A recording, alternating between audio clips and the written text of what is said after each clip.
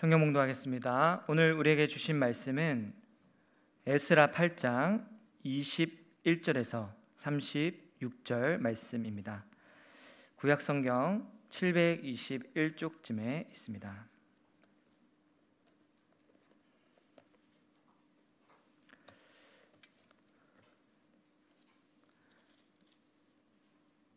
하나님의 말씀을 읽겠습니다.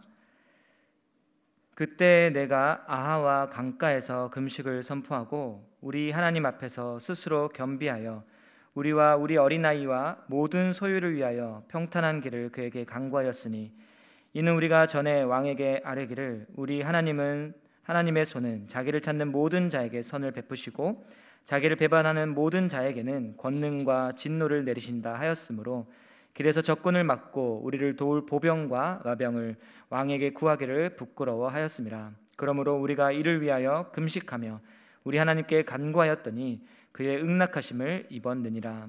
그때 내가 제사장의 우두머리들 중 12명 곧 세레랴와 하사랴와 그의 형제 10명을 따로 세우고 그들에게 왕과 모사들과 방백들과 또 그곳에 있는 이스라엘 무리가 우리 하나님의 성전을 위하여 드린 은과 금과 그릇들을 달아서 주었으니 내가 달아서 그들 손에 준 것은 은이 650달란트요 은그릇이 100달란트요 금이 100달란트며 또 금잔이 20개라. 그 무게는 1000다리기요 또 아름답고 빛나 금같이 보배로운 녹그릇이 2개라.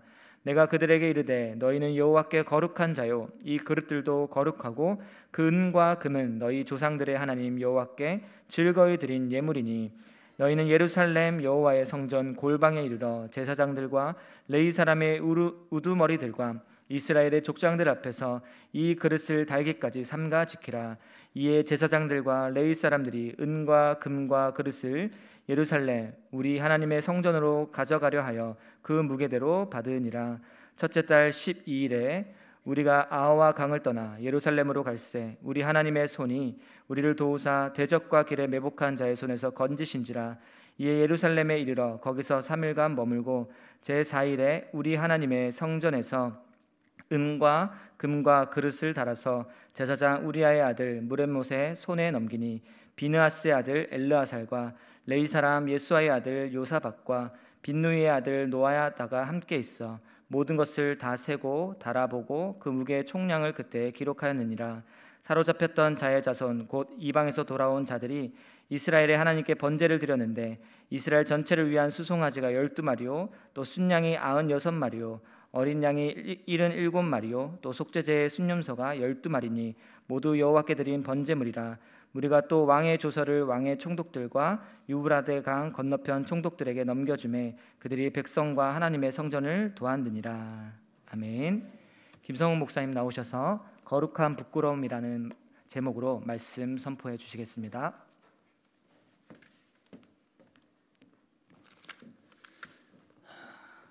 오늘 귀한 강단을 허락해 주신 우리 당회 장로님께 감사를 드립니다. 오늘 우리 주신 하나님의 말씀을 통해서 우리가 거룩한 부끄러움이다. 부끄러움을 알면 부끄러움을 당하지 않는다라는 제목으로 하나님의 말씀을 함께 나누려고 합니다. 오늘 우리가 읽었던 말씀은 에스라서죠. 에스라는 우리가 학사라고도 부릅니다. 서기관이죠. 저와 같은 목사들이 아주 좋아하고 또 우리 신학생들도 앞으로 되고 싶은 사람이 있느냐 물어보면 에스라와 같은 사람이 되고 싶습니다라는 그러한 말씀을 많이 합니다. 왜냐하면 우리 에스라는 오늘 에스라서 곳곳에 보면 이런 말씀을 있습니다. 7장 6절에 보면 그는 모세의 율법에 익숙한 학자로서라고 그렇게 말씀을 하고 있고요. 또 다른 곳에서 보면 그 하나님의 말씀을 묵상하여서 그것을 잘 알고 잘 가르치는 자다라고 그렇게 말씀을 하고 있습니다. 오늘 우리 목사로서 또 하나님의 말씀을 가르치는 자들에게 가장 우리가 모범이 되어지고 또 닮고 싶은 사람이죠. 저도 우리 신학교에서 가르치지만 늘 에스라와 같은 사람이 되었으면 좋겠다는 그런 생각을 하고 있습니다. 그래서 제가 에스라를 우리가 본받기 원하는 것은 하나님의 말씀을 잘 이해해서 가르칠 뿐만 아니라 그는 그 가르치는 대로 살려고 노력했고 또 살았던 사람입니다. 하나님의 말씀을 잘 가르치는 사람 많이 있습니다. 똑똑하고 또 머리가 좀 좋고 열심히 있으면 또 가르치는 것이 재미가 있으면 잘 가르칠 수 있지만 자기가 가르친 대로 또 하나님 믿는 대로 그대로 살아내는 사람들은 그렇게 흔하지 않습니다. 그래서 우리가 말 많은 사람은 있지만 그 말대로 살아가는 사람을 찾기는 참 쉽지가 않죠. 그런데 오늘 우리가 읽었던 이 에스라는 하나님의 말씀을 잘 아는 그런 성경의 전문가였을 뿐만 아니라 그 말씀대로 정말 살려고 몸부림치고 그렇지 못하면 부끄러워하고 다시 회개하고 돌아서서 그 하나님의 말씀을 살아내던 그러한 사람이었습니다. 우리 이런 사람을 보면 그의 입을 통해서만 하나님의 말씀을 듣는 것이 아니라 그의 삶을 통해서 행동 가운데에서 이렇게 드러나는 외쳐지는 그러한 하나님의 말씀을 우리가 들을 수가 있는 것이죠. 오늘 우리들도 세상에 살아가면서 전도하려고 노력을 많이 합니다. 말로는 우리가 열심히 하죠. 그런데 세상 사람들은 우리의 말만 듣는 것이 아니라 사실 우리의 행동을 봅니다. 교회를 보고 우리 행동을 보면서 말보다는 어떻게 사는가 하는 것을 좀 더 중요하게 생각을 하죠. 그래서 우리도 에스라처럼 말로만 하나님의 말씀을 우리가 가르치고 또 전하는 것이 아니라 말씀을 우리가 살아낸다면 더 하나님의 말씀이 웅장하게 큰 소리로 세상에 들려지게 될 것입니다. 오늘 우리 에스라는 주전 586년에 이스라엘이 멸망하고 성전이 멸망하고 포로로 잡혀갔던 그 포로지에서 태어난 그러한 사람이었습니다. 우리 읽진 않았지만 우리 성경을 가지고 우리 7장 1절부터 5절에 보면 에스라의 족보에 대해서 기록을 하고 있습니다. 보면 마지막에 5절에 보면 7장 5절에 보면 그가 대제사장 아론의 16대 손이라고 그렇게 말씀을 하고 있습니다. 우리가 잘 알죠. 모세의 형님으로서 아론은 첫 번째 제사장으로 하나님께서 임명했던 그러한 사람입니다.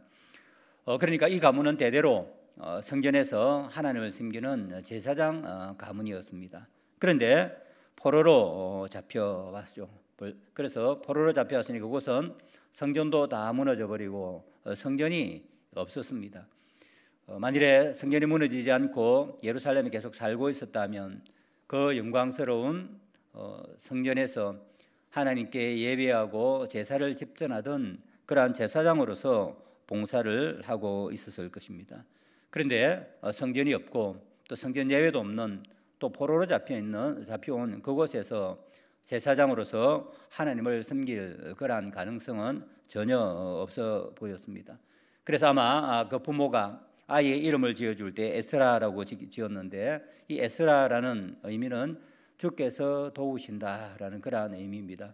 포로로 잡혀가면서 하나님을 섬기지 못하고 그 힘든 가운데에서 하나님께서 이 아이를 도와서 함께 하셔서 우리 성전 예배가 다시 회복이 되어지고 하나님 나라의 영광이 다시 드러났으면 좋겠다 하는 그러한 아마 염원을 담아서 부모가 아이의 이름을 에스라 주께서 도우신다라는 그러한 이름을 지었던 것 같습니다. 이런 에스라가 살던 이 포로 생활은 참 어려웠겠죠. 지금도 포로는 어렵습니다. 난민들도 어렵고요. 우리 성경은 포로 생활이 얼마나 어려웠는지 하는 것을 자세히 설명하지는 않지만 포로 생활이 얼마나 힘들었는가 하는 것을 볼 수 있는 이곳저곳 성경의 말씀들이 있죠. 그 가운데 아마 시편 우리가 137편을 보면 포로 생활이 얼마나 힘들었을까. 특별히 제사장 가문 성전에서 예배를 드리던 그러한 사람들에게는 얼마나 이 포로 생활이 힘들었는가 하는 것을 우리가 볼 수가 있습니다. 우리 137편은 이 성전에서 예배를 드리는 성가대절이죠. 악기를 다루던 이런 사람들이 슬퍼서 부르던 노래죠. 이런 사람들이 포로로 잡혀가니까 바벨론 사람들이 이렇게 놀린 것입니다. 야, 너희들 악기를 잘 탄다면 성전에서 그렇게 아름다운 노래로 너희들 하나님을 신을 찬양을 했다며, 자, 너희들 그 찬양하던 것을 우리한테 한번 불러보아라. 너희들이 신을 찬양하던 그 악기를 다루면서 우리에게 그 아름다운 소리를 좀 해보아라 라고 그렇게 이야기를 한 것이죠. 이것은 바로 희롱하는 것입니다. 한번 들어보자는 것이죠. 어떻게 하나님 앞에 예배하는 그 거룩한 찬양을, 그리고 하나님 앞에 예배를 드리던 그 거룩한 악기를 가지고 사람들의 유흥거리로 삼을 수가 있겠습니까? 아마 술을 거득하게 한잔하고 유흥에 취해서 너희들 한번 불어보아라, 한 가락 곡조를 뽑아봐라 라고 그렇게 이야기를 했겠죠. 그런데 이 하나님의 백성은 그렇게 할 수가 없었죠. 그리고 우리가 시편 137편에 보면 그 악기를 나무에 걸어두었다. 이 말은 뭐냐면 더 이상 악기를 치지 않기로 했다라는 그러한 말씀이죠. 유대인의 전성에 의하면 이렇게 성전에서 악기를 연주하던 찬양을 하던 이 찬양대 악기 연주자들이 이방 사람들이 자꾸만 그렇게 이야기하니까 심지어 자기 손가락을 다 잘라버렸다라고 그렇게 이야기를 하고 있습니다. 괴롭혔겠죠. 하지 않으면 괴롭히고 포로로 잡혀온 주제에 한마디 하면 되지, 노래 한번 부르면 되지, 그걸 가지고 왜 그러느냐 하니까 이제 아예 자기의 손을 다 잘라버렸습니다. 하나님을 예배하지 못하고 자기의 그 기술을 가지고 찬양하는 악기를 다루는 손을 가지고 이방 사람들을 즐겁게 할 바에야 차라리 손가락이 없고 그런 모욕을 당하지 않는 것이 낫다라고 그렇게 생각을 했기 때문일 것입니다. 이런 포로의 삶이 얼마나 수치스럽고 힘들었는지 우리 137편 8절에서 9절에 보면 이렇게 이야기하고 있습니다. 멸망할 딸 바벨론아, 내가 우리에게 행한 대로 내게 갚는 자가 복이 있으리로다.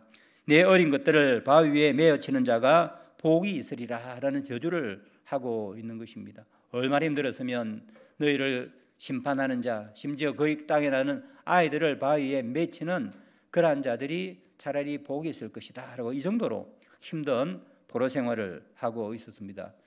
에스라가 살던 시대의 나라는 좀 바뀌었죠. 바빌론이 멸망하고 이제 페르시아라는 나라가 이 새로운 통치자로 들어섰습니다. 페르시아는 조금 나았습니다. 그래서 이제 이스라엘 백성들이 자기 나라로 좀 돌아가서 또 성전도 건축할 수 있도록 하는 그런 허락을 해주었지만 여전히 포로 생활은 힘들었죠. 우리가 보면 성경에 보면 그 다음에 에스라스 다음에 나오는 것이 우리가 에서더, 그 왕비 에서더의 이야기가 나오죠. 그게 보면 하만이라고 하는 아주 못된 사람이 등장하여서 모든 이스라엘 백성들을 다 죽이고 제거하기로 작정을 하고 있습니다. 이처럼 그 시대에도 이스라엘 사람들 하나님의 백성을 미워하고 핍박하던 그리고 죽이려고 하던 그러한 사람들이 많은 시대에 믿음을 지켜 나가는 것은 쉽지 않았을 것입니다. 오늘 시대도 마찬가지죠. 우리는 그래도 비교적 자유롭게 예배를 드리지만 이 세상의 그리스도인들 가운데에서는 여전히 순교를 당하고 핍박과 고난 가운데에 살아가는 자들이 많이 있습니다. 우리도 때때로는 좀 부끄럽죠. 왜냐하면 주위에 있는 사람들이 교회를 많이 공격도 하고 또 여러 가지 이런저런 이유로 거북하게 여기면서 세속주의자들은 교회가 탐탁지 못하죠. 이런 가운데 살아가다 보면 우리 젊은 세대들 또 믿음이 분명하지 않는 사람들, 약한 사람들은 하나님에 대해서 말을 하는 것, 예수 그리스도의 십자가에 대해서 이야기하는 것이 좀 부끄러울 수도 있습니다. 이전보다는 많이 나아졌지만 여전히 직장 생활이나 사회생활을 할 때 선뜻 내가 하나님의 백성입니다, 내가 예수 그리스도를 따르는 예수의 제자입니다 라고 그렇게 말을 하기 힘든 그런 경우가 많이 있습니다. 그런데 바로 이것보다 이런 상황 가운데에서 에스라는 하나님을 부끄러워하지 않았습니다. 우리 9장 6절에서 실제로 보면 자신의 조상의 죄들에 대해서는 얼굴이 떡을 만큼 부끄러워하고 자신이 믿음이 없는 것에 대해서는 아주 부끄러워했지만 바로 그들을 사랑하시고 구원해 주신 그 하나님에 대한 부끄러움은 없었고, 비록 나라가 멸망해서 하나님의 영광이 많이 가려지긴 했지만 그 바벨론의 신, 페르시아의 신과는 비교할 수 없는 그 전능하신 하나님에 대한 믿음, 그 하나님에 대한 자랑은 조금도 식지 않았습니다. 그래서 아마 에스라는 열심히 성경을 연구하고 또 연구하고 하나님의 말씀을 묵상하여서 성경에 능통한 그러한 제사장이 되었습니다. 성전은 무너져 버렸기 때문에 성전에서 하나님의 말씀을 가르칠 수는 없었지만 바로 자기가 있는 곳에서 주위에 있는 이스라엘 백성들에게 또 이스라엘 백성들을 통하여서 하나님에 대해서 관심을 가진 이방 사람들에게 하나님의 말씀을 가르치고 또 그들을 통해서 하나님의 영광이 드러나도록 하기 위해서 바로 열심히 노력을 했던 것으로 보입니다. 그래서 얼마나 하나님의 말씀을 잘 알고 또 그 말씀대로 살기를 힘썼는지 이 왕의 인정까지 받는 자가 되었습니다. 우리 성경 7장 6절에 보면, 여러분들 가지고 있는 성경 앞에 보면 7장 6절에 보면 이렇게 이야기를 하고 있습니다. 그는 그의 하나님 여호와의 도우심을 입음으로 왕에게 구하는 것은 다 받는 자다. 하나님은 그런 에스라를 아주 이렇게 기쁘게 보시고 그와 함께 하신 것이죠. 그리고 심지어는 왕도 인정을 해서 포로 잡혀온 이 사람에게 무엇이든지 구하면 다 줄 만큼 왕의 신임을 받는 그러한 사람이 되었습니다. 마치 우리가 그 앞에 보면 다니엘이 그랬던 것처럼 이방 나라에 있었지만 에스라도 그가 제사장이었고 하나님을 믿는 율법 학자였지만 이방 사람의 왕까지도 인정하는 그러한 하나님을 존중하는 사람이 된 것입니다.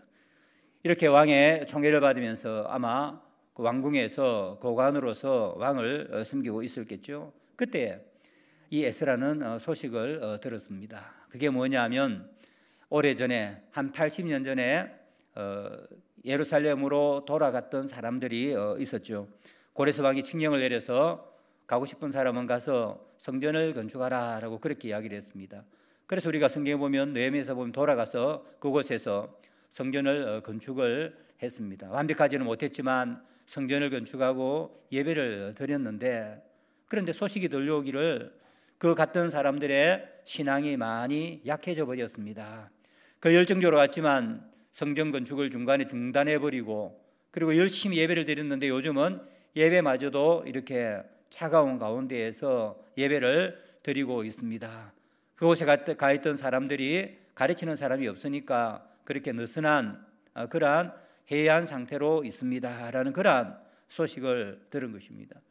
그것을 들은 에스라의 마음은 불같이 타올랐습니다. 하나님께 예배를 드려야 하고 그곳에 있는 하나님의 백성들이 이제 그 하나님의 영광을 드러내야 하고 그런 열정적으로 하나님께 예배해야 하는데 그렇지 못하다는 소식을 듣고 마음이 뜨거워진 것입니다. 그러면서 안 되겠다, 내가 가야 되겠다, 내가 고관대작으로 있고 이곳에 살면 안락하고 평안하지만 내가 그곳에 가서 다시금 하나님의 성전을 세우고 그곳에 있는 하나님의 백성들의 마음을 하나님의 말씀으로 뜨겁게 만들어서 다시금 우리의 예배가 회복되도록 해야 하겠다라는 그런 생각이 들었습니다.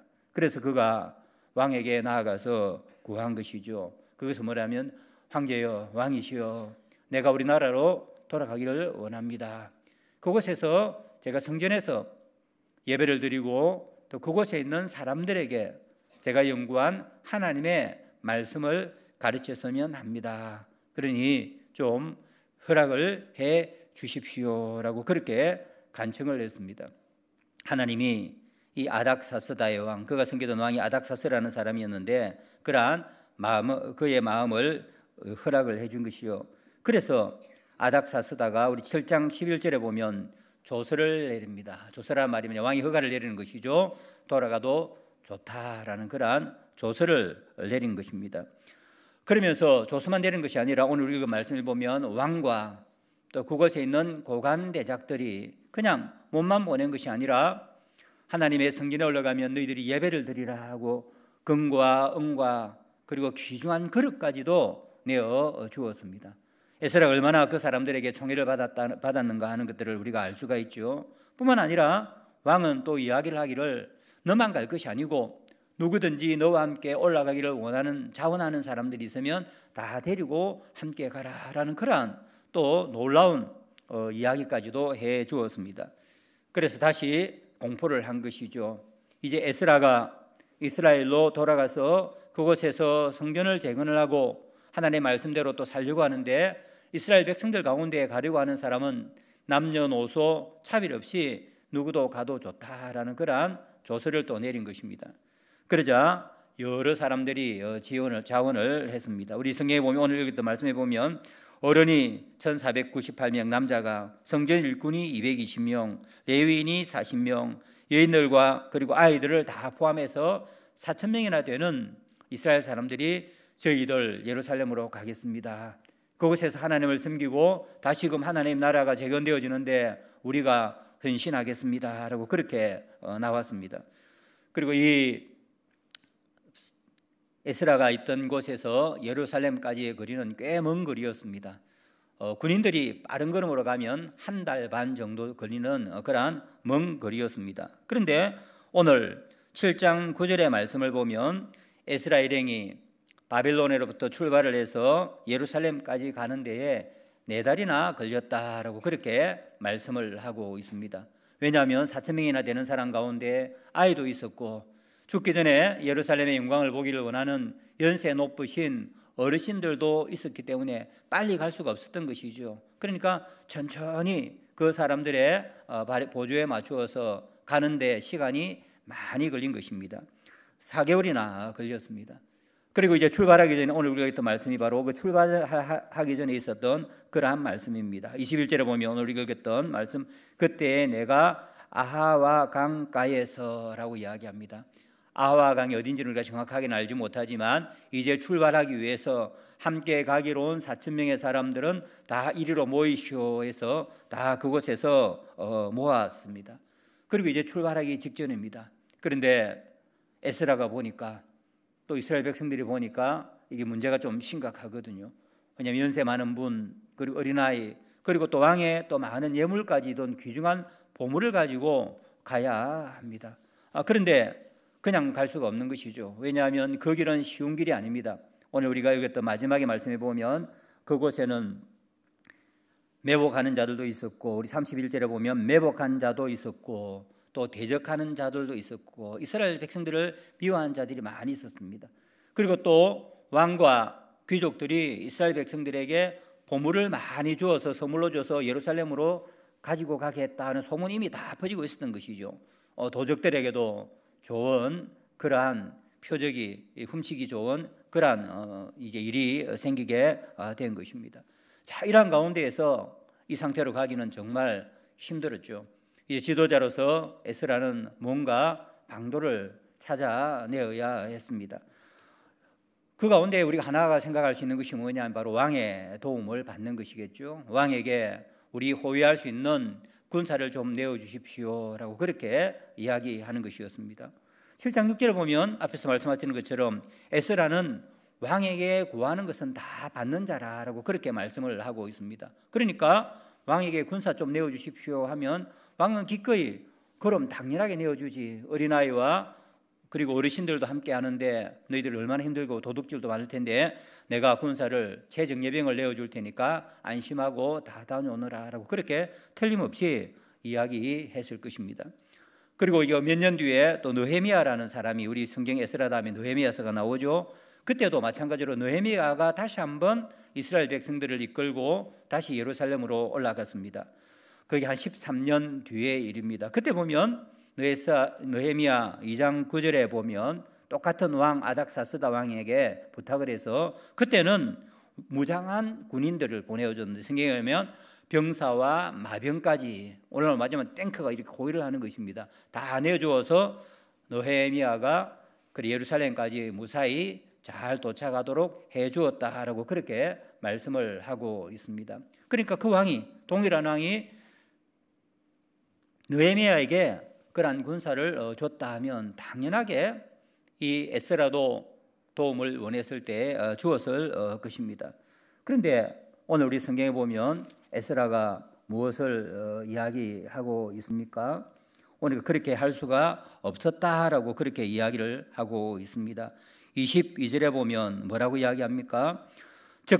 길에서 적군을 막고 22절의 뒷부분이죠. 우리를 도울 보병과 마병을 왕에게 구하기를 부끄러워했다라고 그렇게 말씀을 하고 있습니다. 당연한 일이었고 우리가 생각할 때 상식적인 일이었지만 에스라와 이스라엘 백성들은 왕에게 보병 좀 내어주십시오, 마병을 내어서 우리를 좀 지켜주십시오 그런 말을 도저히 할 수가 없었다라고 그렇게 말씀을 하고 있습니다. 왜 그랬겠습니까? 그 앞에 보면 부끄러워했다라고 그렇게 말씀을 하고 있죠. 왜냐하면 왜 부끄러워했습니까? 22절 앞에 보면 이는 전에 왕에게 이르기를 우리 하나님의 손은 자기를 찾는 모든 자에게 선을 베푸시고 자기를 배반하는 모든 자에게 권능과 진노를 내리신다라고 그렇게 계속해서 왕에게 이야기한 것입니다. 이렇게 이야기한 것이죠. 임금님, 왕이여, 우리가 비록 포로로 잡혀왔지만 당신이 생각하는 것처럼 이스라엘의 하나님은 그냥 많은 이방의 신들과 같은 그러한 잡신이 아닙니다. 하나님은 이 온 세상을 창조하신 그러한 분이십니다. 그를 경외하는 자에게 하나님은 틀림없이 하나님은 지켜주시고 지켜주시는 분이시고, 그에게 대적하는 자에게는 반드시 그에 합당한 보응을 내려주시는 그러한 분입니다.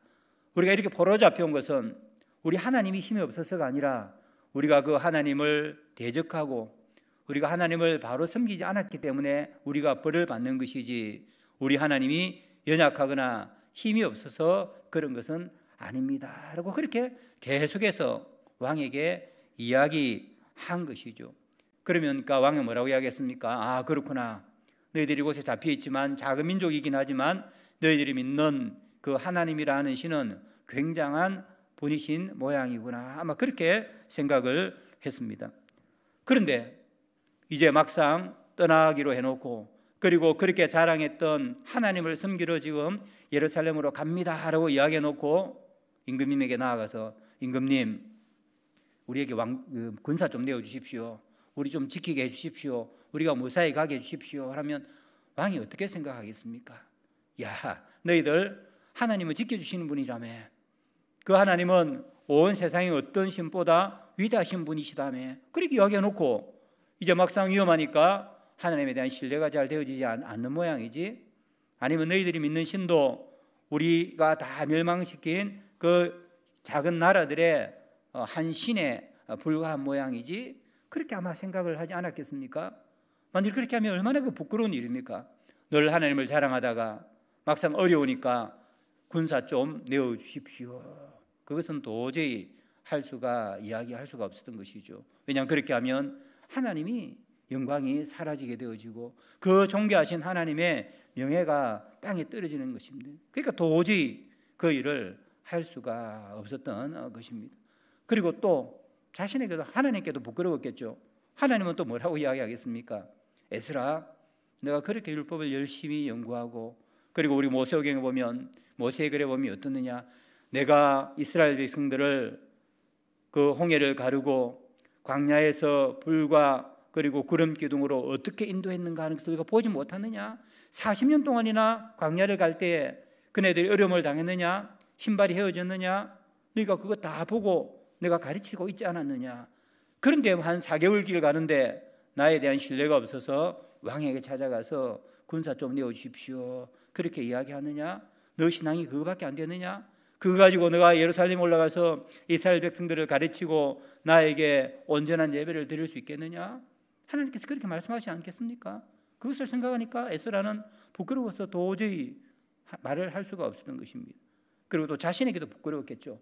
야, 지금까지 하나님의 말씀을 그렇게 연구하고 내가 그렇게 사람들로부터 인정을 받고 학사라는 말 듣고 나를 또 신뢰하고 지금 4,000명이나 따라오는데 내가 믿음대로 살지 못하고 어려우니까 왕에게 가가지고 군사 좀 내어주십시오 하면 이거 도대체 어떻게 된 일이냐, 이런 것을 생각하면 얼굴이 부끄러워서 어떻게 할 수가 없었던 것입니다.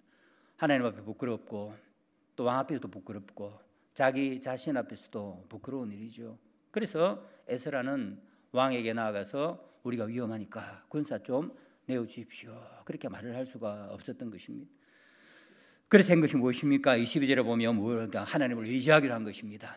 그래, 우리가 하나님을 의지하자, 우리가 배운 대로 또 내가 가르친 대로 그 하나님만 온전히 의지하자 하고, 21절에 보면 금식을 선포하고 우리 하나님 앞에서 스스로 겸비하여 우리와 우리 어린 아이와 모든 소유를 위하여 평탄한 길을 하나님께 간구했다라고 이야기. 하나님, 내 왕을 신뢰하지 않겠습니다. 그에게 도움을 구하지 않겠습니다.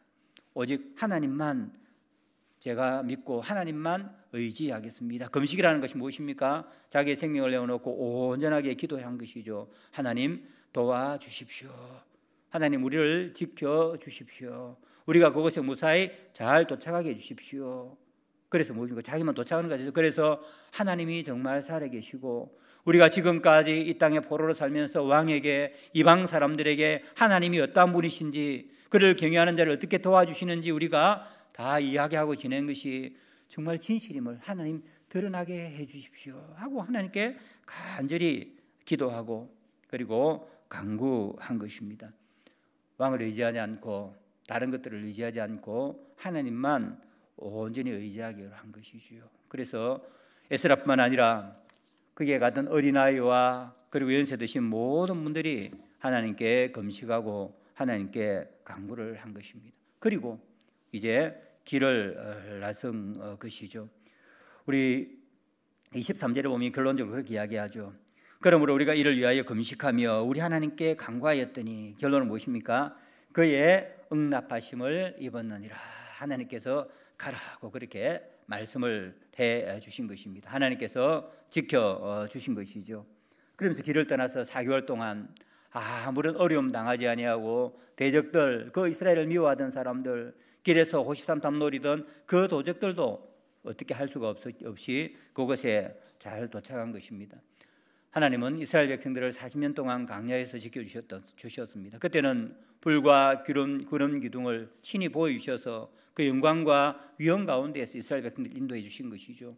그러나 이 4개월 동안 하나님은 불기둥과 구름 기둥과 같은 그러한 어떤 드러나는 모습으로 보여주시진 않았지만 하나님의 보이지 않는 그 권능의 손이, 그 능력의 손이 이스라엘 백성들을 날개 아래 품은 병아리처럼 어미닭처럼 이렇게 품어주신 것입니다.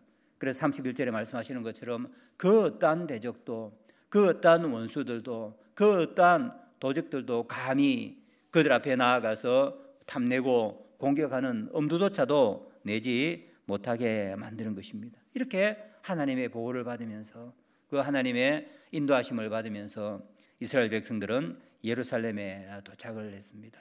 그리고 오늘 우리가 이것도 마지막에 보면 그 온갖 제물들로 하나님 앞에 온전히 예배를 드린 것입니다. 바로 하나님은 이처럼 에스라의 믿음과 그리고 에스라의 하나님을 온전히 신뢰하는 그 이스라엘 백성들의 믿음을 보시고 하나님의 능력과 또 사랑과 자비와 영광을 드러내신 것입니다. 그리고 이 에스라의 봉사를 통하여서 우리는 신구약 중간기 동안 예수님이 오실 때까지 이스라엘 백성들이 믿음을 지키고 그리고 오실 그 메시아를 대망하면서 성전에서 예배를 드리게 된 것도 우리가 잘 알고 있습니다. 이처럼 하나님은 언제든지 자기 백성의 기도와 믿음의 행동을 사용하셔서 자기의 영광을 드러내고 자기의 뜻을 이루어 가시는 것입니다. 오늘 우리 교회와 또 우리 그리스도인들이 때로는 힘도 없이 보이기도 하고 또 하나님께서 함께 하시는가 하는 이러한 생각이 드는 그런 때도 있습니다. 그리고 우리가 이렇게 기도하고 있는데 왜 세상이 이렇게 엉망이 되어져 가고 하는가 하는 이러한 안타까운 마음이 드는 적도 많이 있죠. 지난 금요일 날에는 우리나라가 생기고 났는데 우리 교회가 생기고 우리나라의 교회가 세워지고 났는데 처음으로 모든 신학교 교수님들이 다 함께 모였습니다. 그것은 뭐냐 바로 차별금지법에 있는 독소 조항 때문에 그렇죠. 만약에 그것이 통과되어지면 우리가 신학교에서 하나님의 말씀을 가르칠 수가 없습니다. 신학교에서 만일에 동성애가 죄다 그리고 이런 간음이라든 이런 것들이 하나님께서 미워하시는 죄라고 이야기하면 신학교가 문을 닫아야 합니다. 왜냐하면 법에 어긋나기 때문이죠. 그렇게 해서는 어떻게 하나님의 사람, 하나님의 말씀의 사역자 우리 목사님들을 키워낼 수가 있겠습니까? 그럼 이제 신학교도 그냥 그런 말도 못하고 그냥 입을 닫고 있어야 하는 것이죠. 그야말로 세상에 잘못하면 포로로 살아갈 수밖에 없는 그러한 위기에 처하게 되었습니다. 그래서 우리 처음으로 모든 교파를 초월해서 600명 가까운 그러한 우리 신학교 교수들이 한자리에 모여서 서명도하고 나라에 이야기한 것이죠. 우리도 차별은 반대하지만 그 가운데 있는 독소조항은 우리가 도저히 인정을 할 수가 없다. 그렇게 해서는 종교가 가지고 있는 세상 사람들 하나님 모르니까 종교라고도 이야기하고 종교가 가지고 있는 그 고유한 기능, 사회를 정화시키고 도덕을 바로 세우는 그러한 기능을 도저히 수행할 수도 없고 우리는 하나님의 말씀에 근거해서 가르치는데 하나님의 말씀에 있는 이것마저도 우리가 말할 수 없고 부인해야 되는 그러한 상황 가운데 있기 때문에 우리는 도저히 할 수 없다라고 이야기를 한 것이죠. 지금 이런 시대를 맞이하고 있습니다. 그래서 우리가 기도할 때마다 하나님이 함께 하시지 않는가? 왜 점점 더 우리가 하나님의 백성으로서 살아가기가 어려운가? 마치 이전에 이스라엘 백성들이 애굽의 포로가 되었던 것처럼 그리고 바벨론의 포로가 되었던 것처럼 우리 교회와 성도들이 점점 세상의 포로로 잡혀서 살아가는 것이 아닌가 하는 이러한 염려들이 생기고 있습니다. 그러나 우리가 그때라도 우리는 실망하고 낙심하지 않아야 하는 것이죠. 하나님의 동일한 그 하나님의 능력은 우리와 함께 하시고 우리가 하나님의 말씀대로 우리가 살아가야 하는 것입니다. 하나님의 능력이 부족해서 그런 것이 아니라 우리가 하나님의 말씀을 온전히 신뢰하고 그 하나님의 말씀을 온전히 실천하지 않고 살아가기 때문인 것이죠.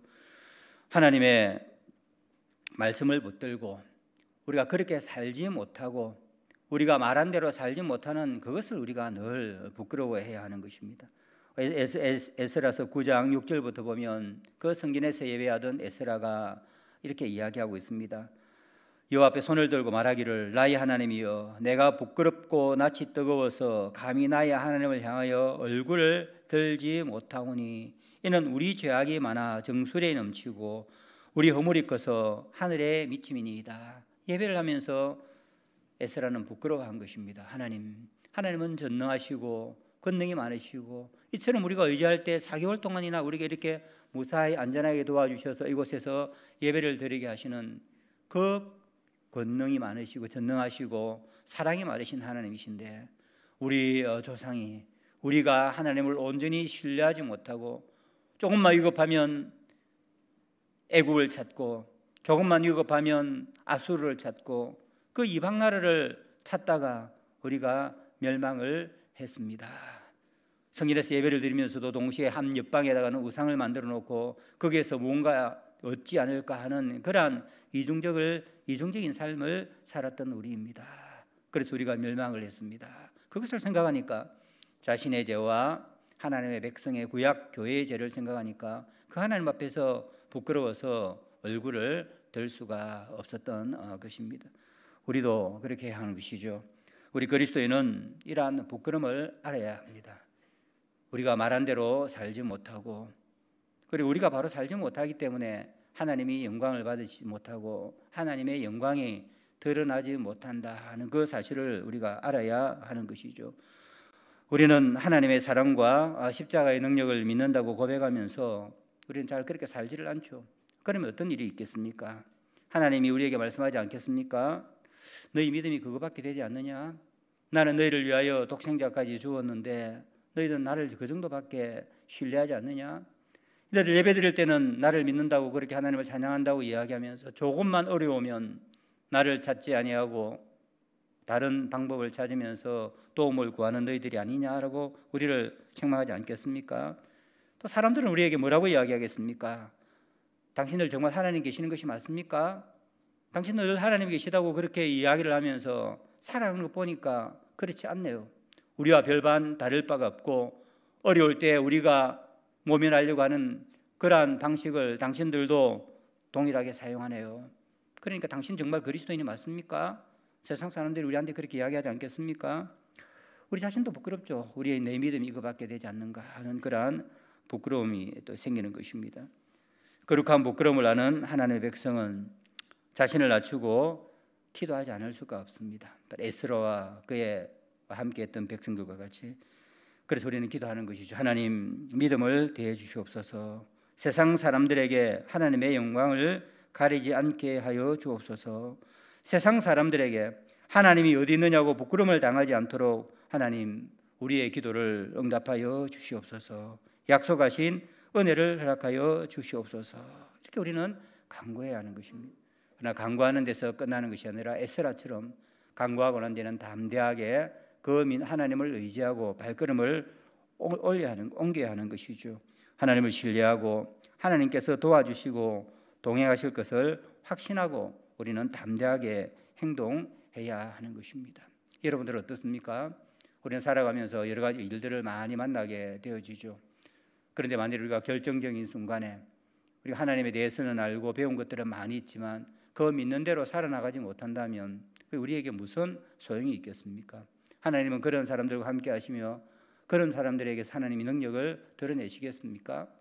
그러나 우리가 그런 부끄러움을 알고 우리가 이게 오직 하나님을 우리가 붙들고 우리가 믿는 대로 살아갈 때에 그때 하나님의 능력의 손길이 우리와 함께 하는 것입니다. 그리고 하나님의 영광이 드러나는 것이죠. 하나님은 이처럼 기도하면서 행동하는 사람들의 기도를 들으시고 이런 자들의 삶과 행동에 복을 주셔서 십자가와 복음의 영광이 드러나게 하시는 것입니다. 이제 말씀을 맺겠습니다.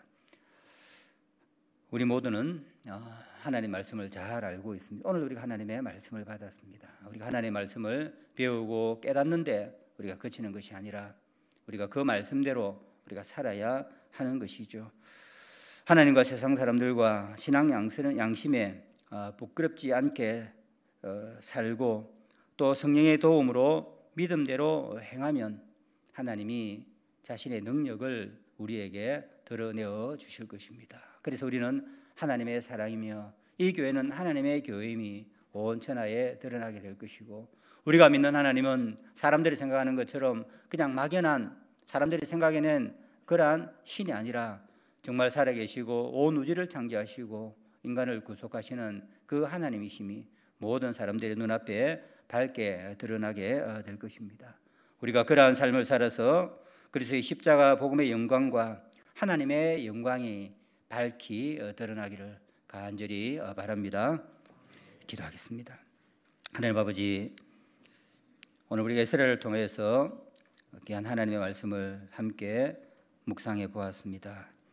에스라처럼 하나님의 말씀을 잘 배우고 깨닫고 아는 데 그치지 아니하고 에스라처럼 우리가 배우고 아는 그 하나님의 말씀을 그대로 살아내는 그러한 저희들 되게 하여 주시고 그렇게 살지 못할 때 혹시라도 우리가 그런 마음이 들 때에 에스라처럼 우리가 부끄러워하면서 돌아서서 하나님만 온전히 신뢰하고 하나님만 온전히 붙들고 믿는 대로 살아가는 저희들 되게 하여 주시옵소서.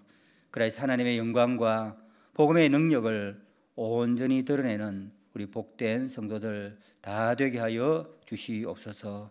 예수님의 이름으로 기도드리옵나이다. 아멘.